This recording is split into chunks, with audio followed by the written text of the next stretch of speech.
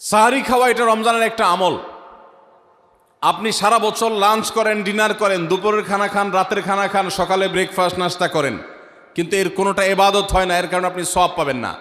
কিন্তু রমজান মাসে ভোর রাতে ঘুম থেকে উঠে যে আপনি খাবার খাবেন, এই খাবার খাওয়ার জন্য যে উঠলেন এবং খাইলেন, এর কারণে আপনার অ্যাকাউন্টে আপনার আমলনামা আল্লাহ তাআলা সওয়াব জমা করে দিবেন, আপনি রিওয়ার্ড পাবেন, বিনিময় পাবেন। কেন? কারণ নবী করিম সাল্লাল্লাহু আলাইহি সাল্লাম বলেছেন, তাসাহহারু ফাইন্না ফিস সাহুরি বারাকাহ। তোমরা সাহারির খাবার খাবে ভোর রাতে, রোজার মাসে রোজা রাখতে গিয়ে সাহারির খাবার খাবে। কেন? কারণ সাহারির যে খানা, এই খানাতে আল্লাহ তাআলা বরকত রেখেছেন।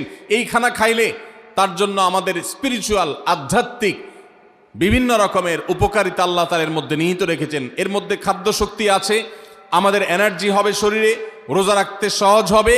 এর পাশাপাশি সাহারির খাবারে আলাদা একটা বরকত আছে, শেফা,